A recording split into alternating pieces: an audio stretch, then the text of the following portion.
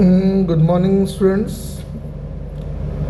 तो अब जैसे ये क्वेश्चन हमने लिया है कि ये दे रखा है कि एक हिंज्ड कंस्ट्रक्शन है जो 3 रोम्बस से मिलके बना है, जिनका साइड लेंथ का रेशियो दिया हुआ है 3:2:1। जो वर्टेक्स A3 है ये आगे की तरफ जा रहा है विथ हॉरिजॉन्टल वेलोसिटी v। तो कहता है बताओ कि जो वर्टेक्स A1 है उसकी वेलोसिटी क्या होगी, A2 है उसकी वेलोसिटी क्या होगी और B2 है उसकी वेलोसिटी क्या होगी। ठीक है, तो आओ देखते हैं। तो ऐसे क्वेश्चंस को करने के लिए हमें सबसे पहले एक फिक्स पॉइंट पकड़ना होगा, जो फिक्स पॉइंट हम A0 को एज्यूम कर सकते हैं। ठीक है ना। अब हम क्या कर रहे हैं, हम मान लेते हैं कि यहाँ से अगर हम इसको ये मान लें कि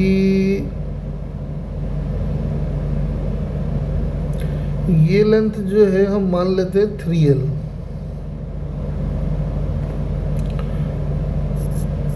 तो ये भी 3L हो गया और इसको 2L मान लेते हैं क्योंकि बोल रखा है वो, और इसको L मान लेते हैं। और हाँ, और एक काम और कर लेते हैं हम लोग कि ये वाला जो एंगल है, क्योंकि ये एंगल चेंज हो रहा होगा लगातार, तो हम लोग इस एंगल का नाम थीटा कर लेते हैं।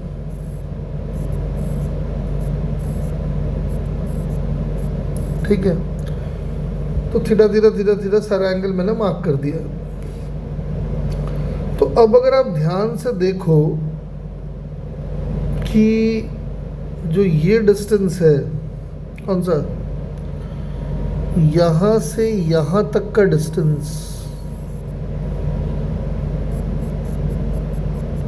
ये डिस्टेंस थोड़ा अलग कलर से मार्क कर लेते हैं, दिख नहीं रहा है। जो ये वाला डिस्टेंस है अगर आप ध्यान से देखो तो दिख रहा है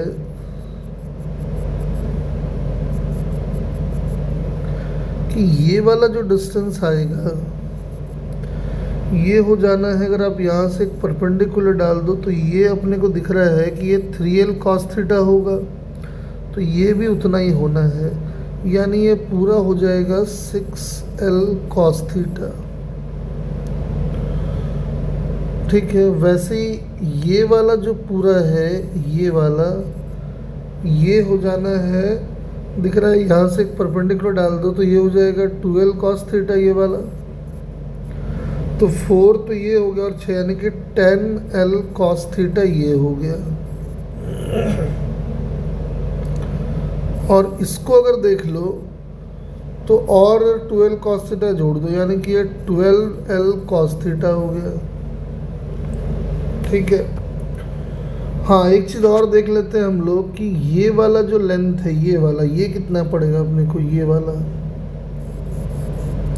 तो दिख रहा है कि ये जो लेंथ है ये अपने को आ जाएगा 2L sin थीटा।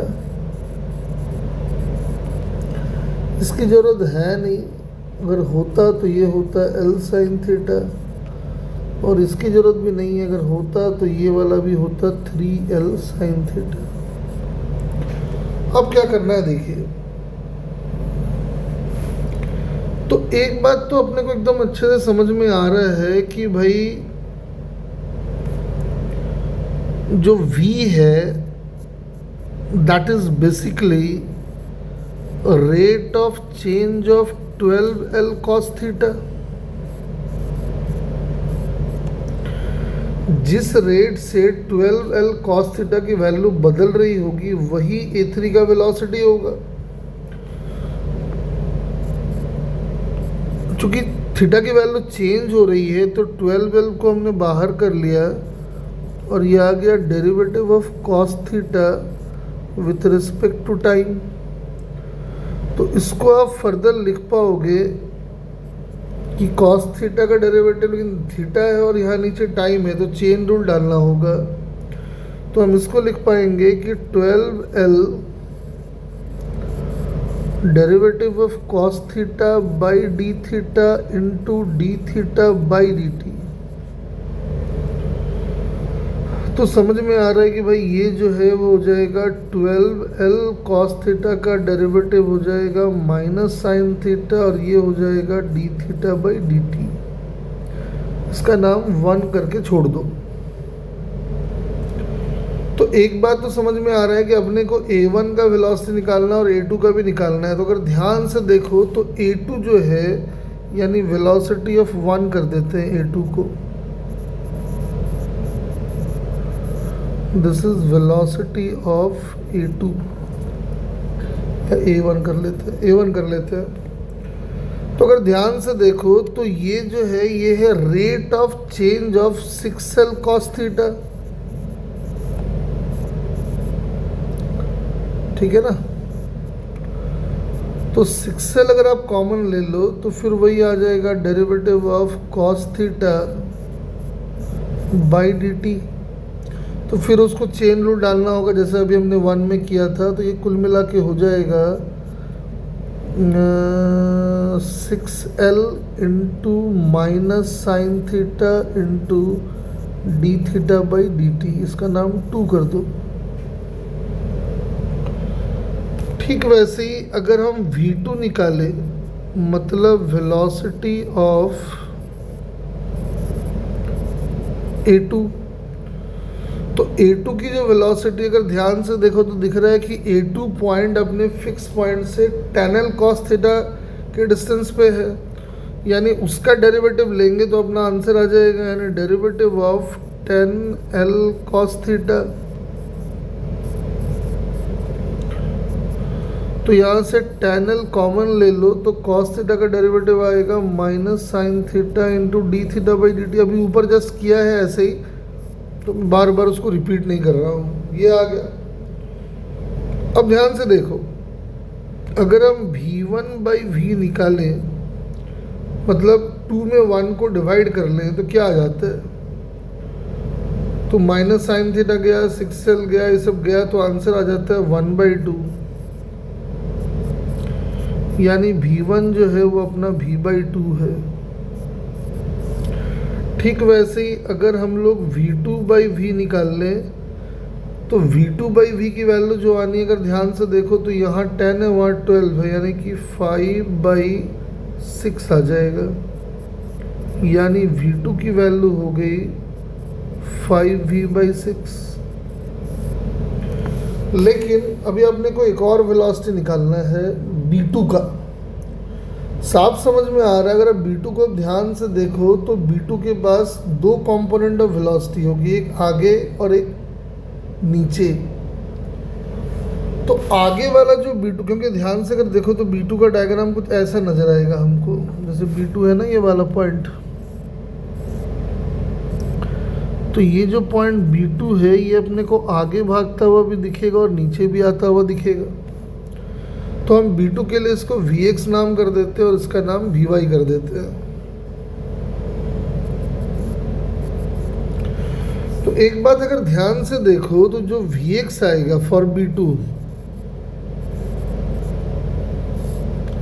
जो Vx होगा, तो अगर आप ध्यान से देखिए जो Vx है इसका, वो यहां से इतना ही दूरी पे तो है, ये वाला डिस्टेंस है, और ये जो डिस्टेंस अपना है वो दिख रहा है हमको कि 8L cos थीटा के बराबर है। यानी Vx जो होगा V2 के लिए वो, एक मिनट, वो 8L cos थीटा का डेरिवेटिव होगा। 8L को कर देते हैं बाहर, ठीक है। cos थीटा का डेरिवेटिव टाइम के रेस्पेक्ट में आना है, तो आपको पता है कि ये पहले होगा माइनस साइन थीटा और फिर होगा D theta by d T, ठीक है ना। इसका नाम इक्वेशन नंबर 6 कर लेते हैं और 6 और 1 को रिलेट कर लेते हैं। तो दिख रहा है कि जो Vx आएगा बाई V होगा, यहाँ से 8 रह जाना है और वहाँ से 12, यानी कि 2/3 आ गया, यानी Vx की वैल्यू 2V/3 आ गई। अभी तो एक वेलोसिटी आया है, अपने को y कंपोनेंट ऑफ वेलोसिटी भी चाहिए होगा। तो अगर आप ध्यान से देखो, जो y कंपोनेंट ऑफ वेलोसिटी है वो basically rate of change of यही तो होगा, ये वाला। और वो हमारा 12 साइन थीटा है, क्योंकि ये लाइन भी फिक्स्ड है ना, ये फिक्स्ड लाइन है, ये वेरी नहीं कर रहा है, ये फिक्स्ड है। तो 12 साइन थीटा का डेरिवेटिव लेंगे तो हमें y कंपोनेंट ऑफ वेलोसिटी मिल जाएगा। ले लेते हैं, आ जाओ। तो लिखेंगे vy is equal to derivative of 2l sine theta, ठीक है ना। तो 2l कर लो बाहर, साइन थीटा का डेरिवेटिव हो जाएगा कॉस थीटा और एक टर्म आएगा d theta by d T, ठीक है।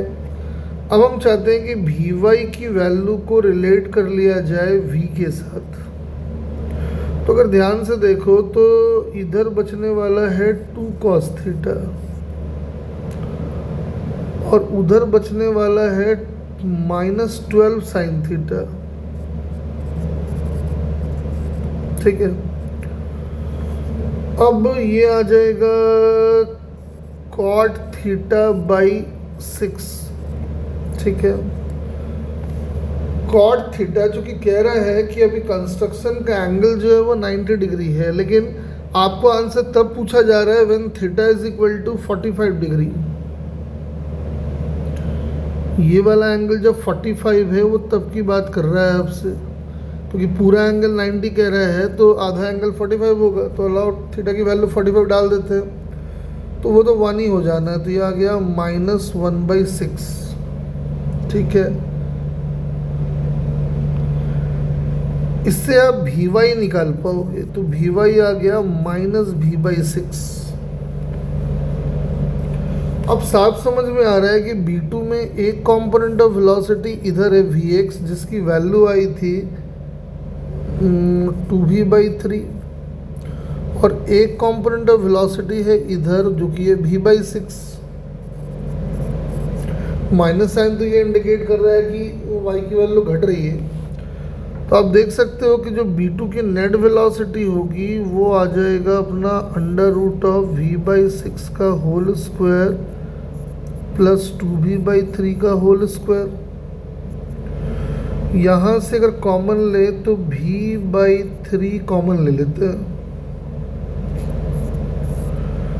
तो v/3 कॉमन लेंगे तो मेरे हिसाब से यहाँ 1/4 रह जाएगा और यहाँ से 4 रह जाएगा, यानी आंसर आ जाएगा √17v/6।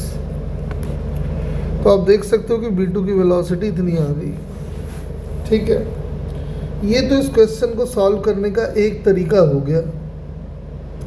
आप कहते हो नहीं सर कोई और तरीका है क्या, तो हाँ और तरीका भी हो सकता है। अब मैं इसका मेथड 2 आपको समझाता हूँ। अगर आप B2 को ध्यान से देखो, मतलब जो रॉड है जो कनेक्ट कर रहा है B2 को A2 से, हम उस रॉड को बना रहे हैं अलग से। तो B2 को उसके रॉड के साथ जो कनेक्ट करने वाला कहानी है कुछ ऐसा दिखता है, ठीक है। ध्यान से देखना, ये B2 है और ये A2 है। ये हमने पता लगा लिया था कि A2 जो है वो इधर भागेगा और उसकी वेलोसिटी जो होगी वो हमने निकाल लिया था, आ गया था 5v/6, है ना। ये वाली जो वेलोसिटी है वो है 5v/6। B2 को अगर ध्यान से देखो तो B2 का हमने इधर वाला वेलोसिटी निकाल लिया था, हॉरिजॉन्टल वाला कितना आया था, तो 2v/3 आ गया था। अब ये वाला जो कंपोनेंट ऑफ वेलोसिटी है इसको निकालने का मैं आपको एक अच्छा तरीका बताता हूँ, इंटरेस्टिंग तरीका और नया तरीका। आप अगर ध्यान से देखो तो समझ में आता है कि B2 और A2 को कनेक्ट करने वाला जो ये है वो एक रॉड है, तो रॉड अगर है तो एक बात तो कंफर्म है कि जो B2 और A2 के बीच का सेपरेशन है वो कभी चेंज नहीं होगा। और सेपरेशन चेंज तब नहीं होगा जब B2 और A2 की velocity along the length of the rod B2 A2 must be same.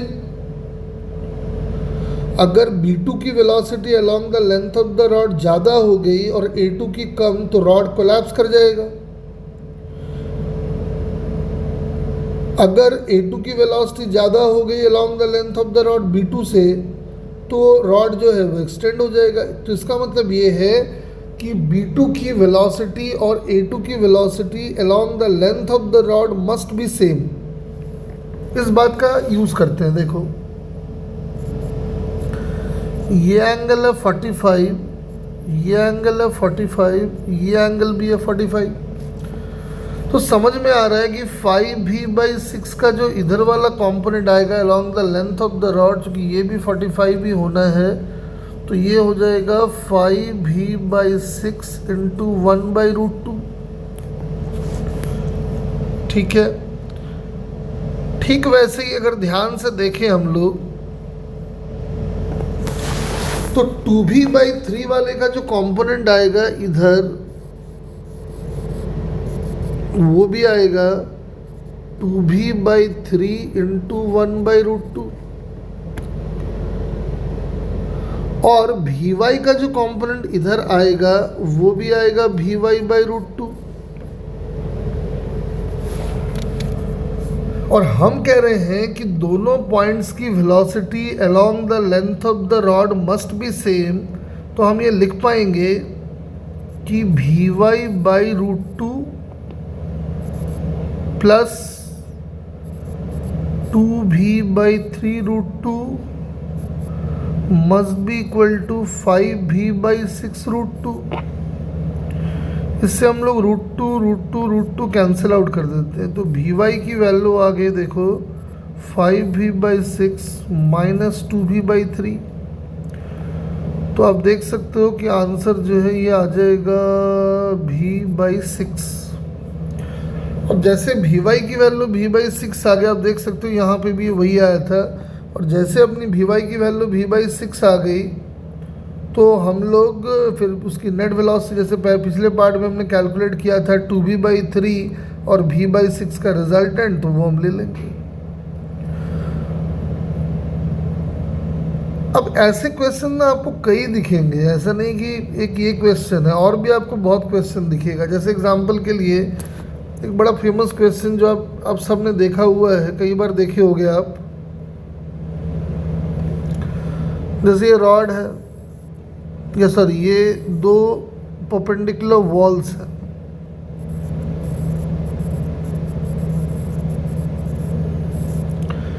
ठीक है, ये एक्स एक्सिस वाई एक्सिस और दो परपेंडिकुलर वॉल्स हैं।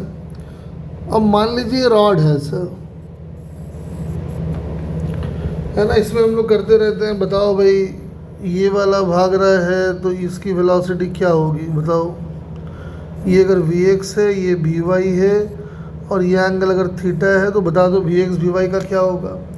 तो इसको क्वेश्चन करने के बहुत सारे तरीके हैं। ठीक है ना, जैसे अभी मैंने एक बात बोला आपको कि दोनों एंड की velocity along the length of the rod same होनी चाहिए। अब वो कर लोगे तो बड़ा आसानी से आंसर आ जाएगा। कैसे आंसर आएगा दिख रहा है, देख लो। अगर लेंथ ऑफ द रॉड दोनों वेलोसिटी निकाल ली जाए तो दिख रहा है कि Vx का कॉस वाला कंपोनेंट और Vy का, चूँकि ये 90 माइनस थीटा होगा तो कॉस लोगे तो वो साइन हो जाएगा। तो आप देख सकते हो कि आ जाएगा Vx/Vy is equal to tan theta. ठीक है, एक दो तरीका ये है, ये बहुत ही इंटरेस्टिंग तरीका है। और भी कई तरीके हैं, हम उसमें नहीं जा रहे। जो कॉन्सेप्ट मैंने अभी आपको सिखाया है हम आपको वो लगा के दिखाना चाहते हैं। तो रॉड का लेंथ अगर आप L मान लो तो ये हो जाएगा L cos थीटा, और ये हो जाएगा L sin थीटा। इसका मतलब जो Vx होगा वो derivative of L cos theta होगा। तो L को बाहर करेंगे तो ये आ जाएगा माइनस साइन थीटा, और एक आ जाएगा d θ/dt। वैसे ही जब भी वाई निकालेंगे तो derivative of L sine theta करेंगे, तो एल आएगा बाहर, साइन का डेरिवेटिव कॉस में आएगा और एक आएगा d theta by d t. अब हम क्या करते हैं, v x by v y निकाल लेते हैं। तो v x by v y निकालेंगे, देख सकते हो सब कट जाएगा और आंसर जो है अपना tan थीटा आ जाएगा। और माइनस में आ रहा है वो आप समझ रहे हो कि क्या रीज़न है। आंसर देखो आ गया।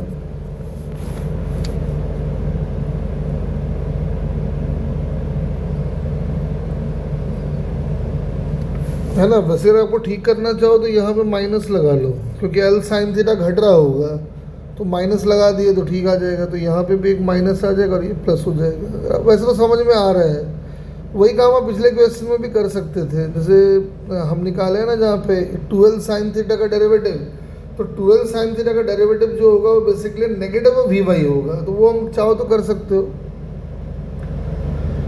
तो होप आपको ये क्वेश्चन समझ में आया होगा। ऐसे आप बहुत सारे क्वेश्चन हैं जहाँ जिनका एप्लीकेशन करके, इस कॉन्सेप्ट का एप्लीकेशन करके, ये सही मायने में दो अलग अलग कॉन्सेप्ट हैं और इनको अप्लाई करके आप क्वेश्चन को सॉल्व कर सकते हो।